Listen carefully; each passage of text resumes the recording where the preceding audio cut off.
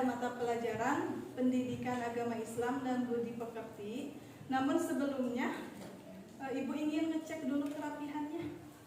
Silakan semuanya berdiri dulu.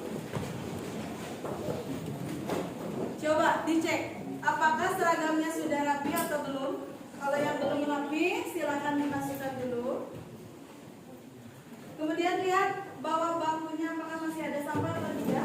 Kalau sudah tidak ada, silakan siapkan buku PAI-nya, baik itu buku catatan maupun buku paketnya. Dan tidak ada buku lain di atas meja selain buku PAI.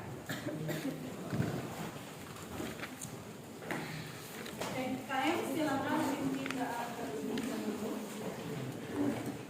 sebelum belajar, mari kita berdoa menuju percaya masing-masing. Berdoa dimulai.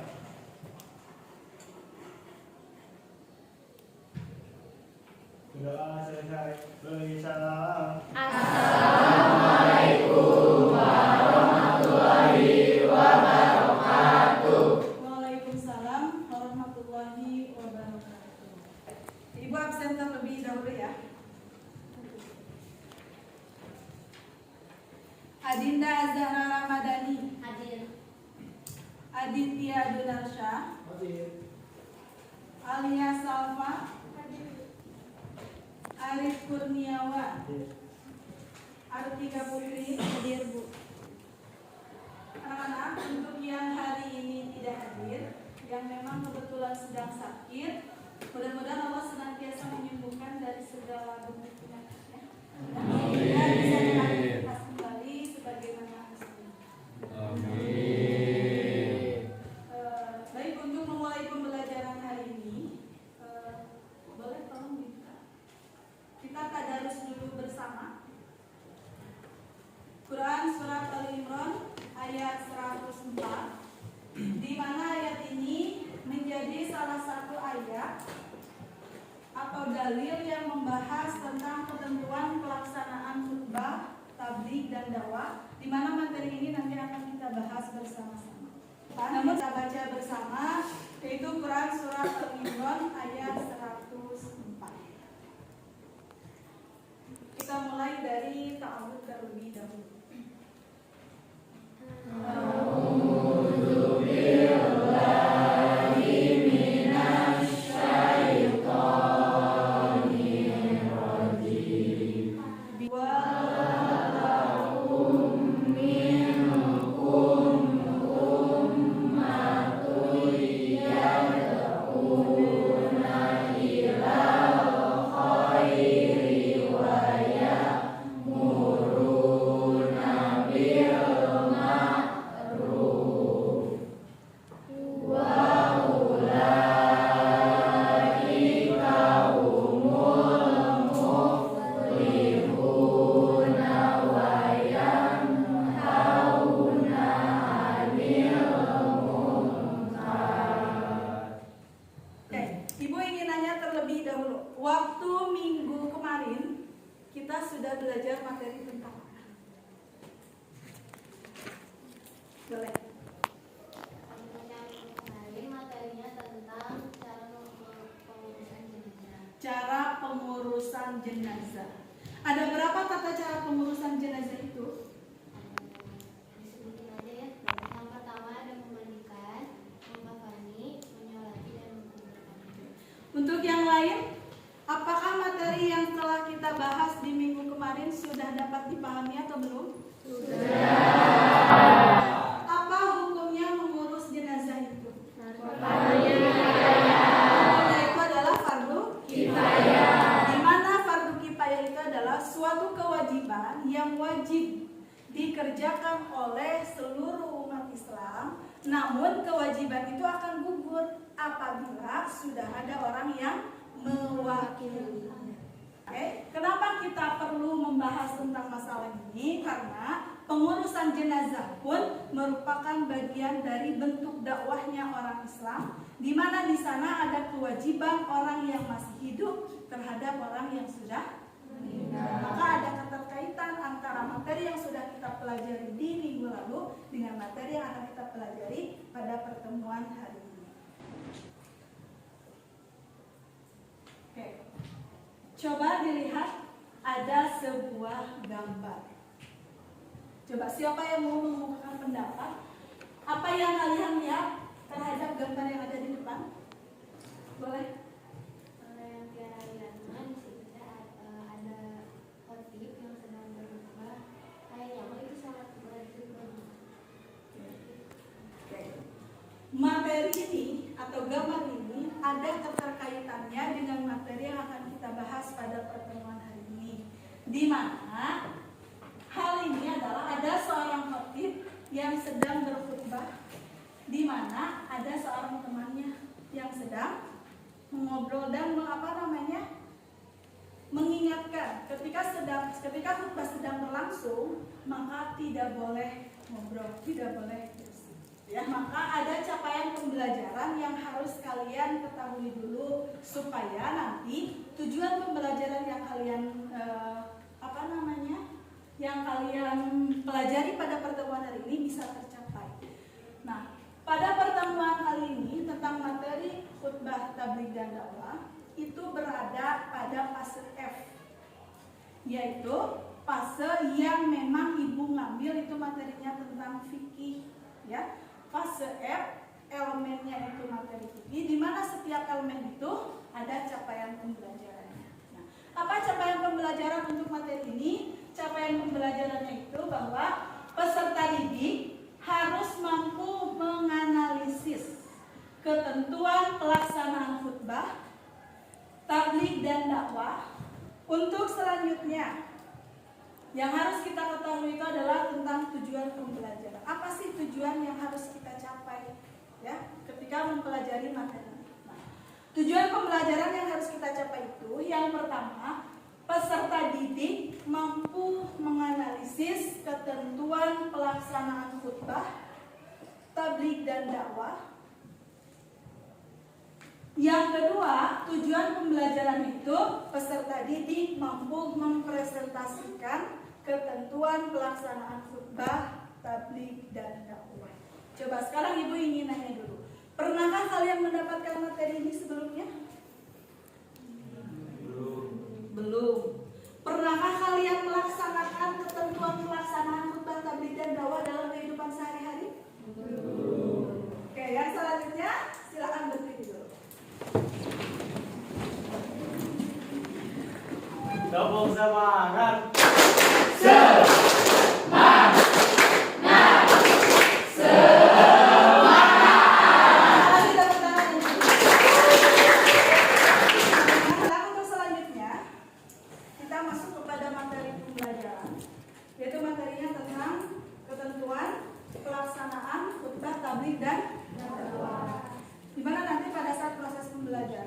Ibu akan bagi dulu menjadi beberapa kelompok. Ada berapa siswa di kelas ini? 36. Ada 36. Ibu akan bagi menjadi 6 kelompok ya. Berarti satu kelompok kurang lebih ada 6. Oke, untuk kelompoknya masih sama dengan kelompok yang minggu lalu ya. Sekarang silakan duduk berdasarkan kelompoknya. Sudah? Kalau sudah, silakan ketua kelompoknya maju ke depan. Silakan ambil LKPD-nya, di mana nanti LKPD ini harus dikerjakan oleh setiap kelompok.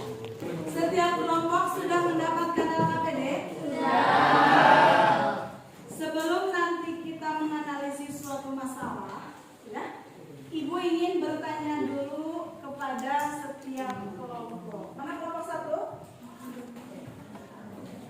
Menurut kelompok 1, kira-kira adakah permasalahan yang terjadi seputar masalah khutbah? Ada Bu. Ada. Apa coba kira-kira? Kalau di masyarakat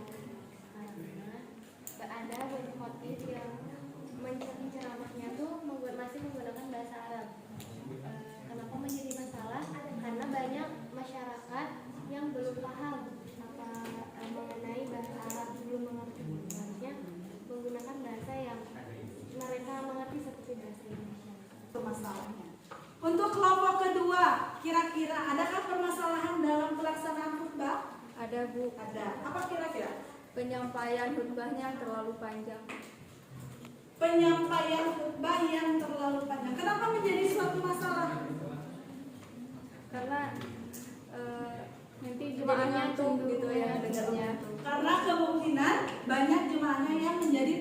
fokus sehingga ngantuk ya.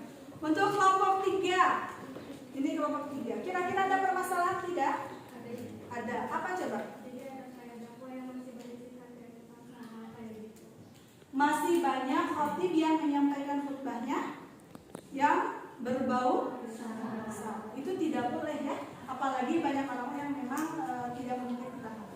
Untuk kelompok 4. Oke, kelompok 4. Kira-kira ada permasalahan? Yang lagi viral sekarang tuh Yang lagi viral apa? yang khutbahnya seorang perempuan. Oke. Yang lagi viral seorang khotib yang dikerjakan oleh seorang perempuan. Dari beberapa masalah yang sudah kalian kemukakan, Ibu ambil kesimpulan yang memang permasalahan itu sekarang sedang viral gitu ya. Apa coba kira-kira? Nah, di salah satu pondok pesantren ada seorang khotib yang dilakukan oleh seorang perempuan. Dalam hal ini, bagaimana Islam memandang khotib itu yang dikerjakan oleh perempuan? Apakah itu boleh atau tidak? Nah, maka dalam hal ini tugas kalian pada pembelajaran hari ini yaitu menganalisis seputar gambar yang ada di depan. Di depan ada 2 gambar. Yang pertama ada khutbah yang dikerjakan oleh laki-laki. Yang kedua ada khutbah yang dikerjakan oleh perempuan. Silakan kalian analisis berdasarkan poin-poin yang sudah Ibu cantumkan di dalam LKPD masing-masing. Setiap kelompok kan sudah dibagi LKPD? Sudah. Sekarang silakan tulis nama ketua kelompoknya.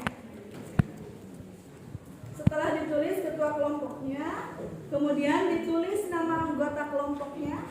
Setelah itu silakan kalian baca instruksinya. Ya, dibaca instruksinya, kemudian dikerjakan analisis tersebut berdasarkan gambar yang ada.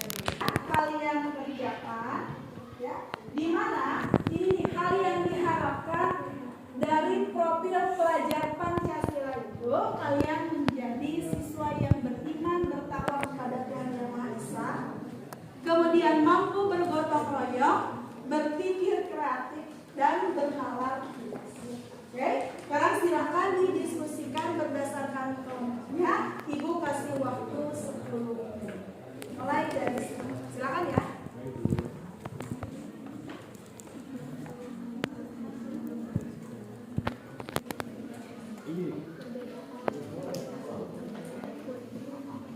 Untuk kelompok 1 sudah menemukan apa yang dianalisisnya?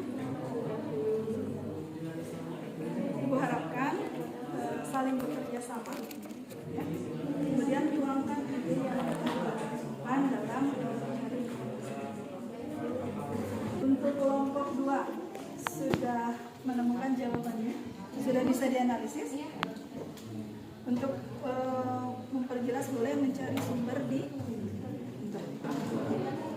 Oke, karena waktu diskusinya sudah selesai, Ibu minta perwakilan kelompoknya untuk mempresentasikan hasil diskusi berdasarkan kelompoknya masing-masing. Ibu mulai dari kelompok 1 terlebih dahulu. Silakan kelompok 1 boleh maju. Assalamualaikum warahmatullahi wabarakatuh. Waalaikumsalam warahmatullahi wabarakatuh. Di sini saya akan menyampaikan hasil diskusi dari kelompok kami. Yang pertama, apa sih yang kelompok kami lihat dalam gambar ini? Untuk yang gambar sebelah kanan menunjukkan bahwa yang sedang berceramah itu wajibnya kalau laki-laki, sedangkan yang sebelah kirinya itu perempuan.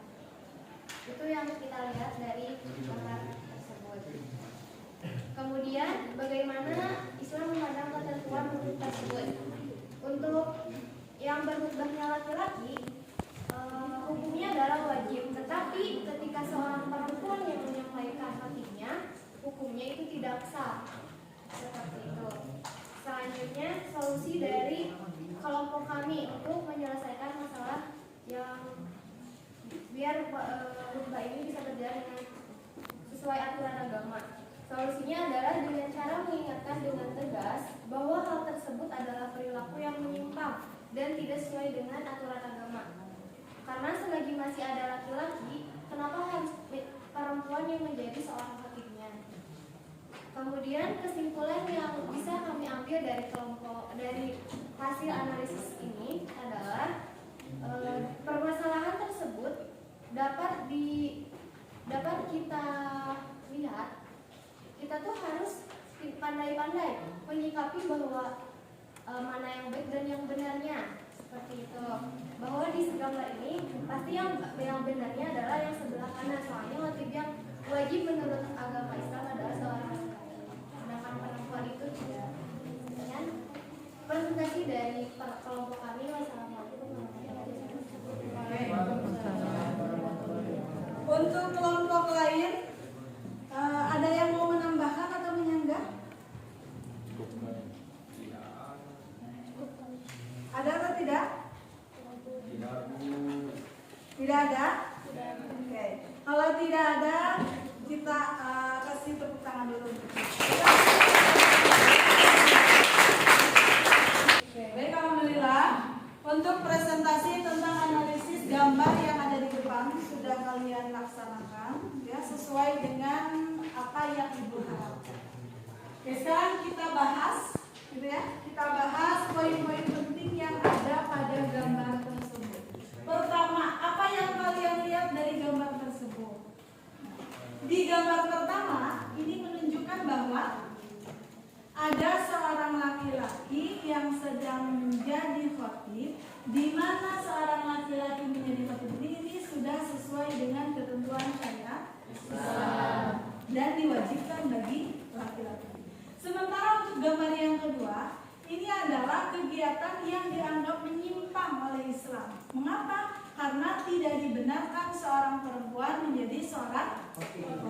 Karena syarat menjadi khatib itu, selain yang pertama agamanya itu harus Islam, balik, berakal, mengetahui ilmu agama, juga seorang khatib itu harus dilakukan atau dilaksanakan oleh seorang laki. Tidak boleh dengan seorang perempuan. Itu yang pertama.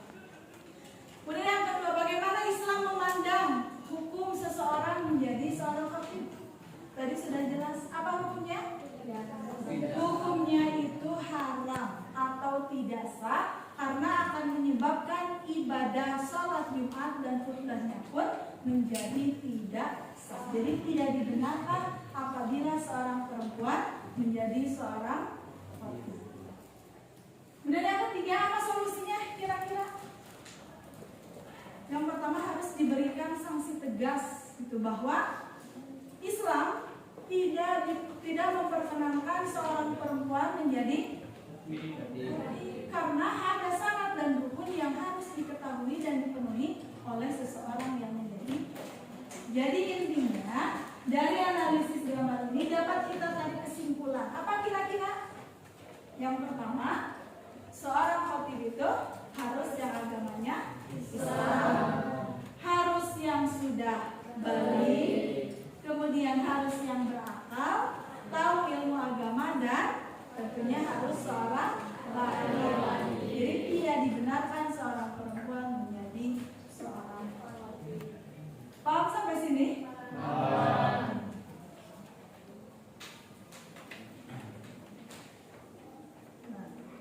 Untuk memperkuat pemahaman kita tentang materi ketentuan khutbah, tabligh, dan dakwah, kita simpulkan bersama, ya, bahwa khutbah itu artinya memberikan nasihat dalam kegiatan ibadah. Apa contohnya? Yang pertama bisa itu khutbah Jumat. Yang kedua bisa khutbah Idul Fitri. Yang ketiga khutbah Idul Adha. Yang keempat khutbah khusuf. Yang kelima khutbah wukuf. Dan yang keenam khutbah Jumat. Artinya khutbah ini wajib dikerjakan apabila khutbah ini tidak dikerjakan, maka kegiatan apapun tidak akan sah menurut syariat Islam. Ya. Misalnya, ketika sholat Jumat tidak ada khutbahnya, apakah sholat Jumatnya itu bisa sah atau tidak? Jawabannya tidak, karena khutbah menjadi rukun dalam pelaksanaan sholat Jumat. Nah, ini yang akan Ibu kuatkan terkait dengan gambar yang tadi, ya, bahwa syarat seseorang menjadi khatib itu ada 4. Yang pertama, Islam. Yang kedua, balik. Yang ketiga, berakal sehat. Dan yang keempat, nah, di samping keempat syarat ini pun tadi syarat yang paling kuat bahwa seorang khatib itu harus dikerjakan oleh laki-laki. Nah, inilah materi yang bisa kita simpulkan terhadap analisis yang sudah kalian analisis tadi. Oke, Ibu ingin nanya bagaimana pembelajaran hari ini? Menyenangkan atau tidak? Tujuan pembelajaran yang sudah kalian capai, Ibu share link ke ketua kelasnya. Ya. Ada beberapa soal yang harus kalian kerjakan. Kalau sudah, silakan dikerjakan sesuai dengan kemampuan yang telah kalian dapatkan selama pembelajaran ini.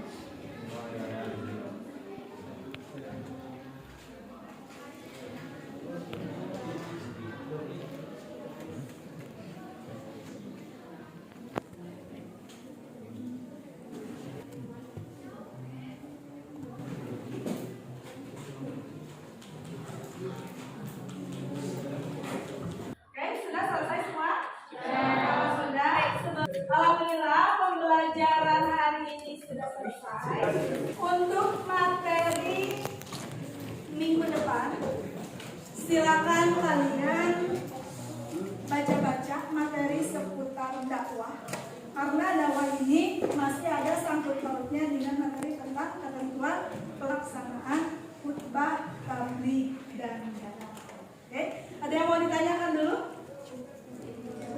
Sudah merasa puas dengan pembelajaran hari ini? Puas. Kalau tidak ada yang ditanyakan, mudah-mudahan kalian mendapatkan ilmu yang bermanfaat. Dari pembelajaran kita hari ini, kita tutup dengan doa akhir majelis. Subhanallahumma wa bihamdika, asyhadu an la ilaha illa anta, astaghfiruka wa atubu ilaik. Terima kasih atas perhatiannya. Sampai berjumpa di pertemuan selanjutnya. Terima kasih. Assalamualaikum warahmatullahi wabarakatuh. Waalaikumsalam warahmatullahi wabarakatuh.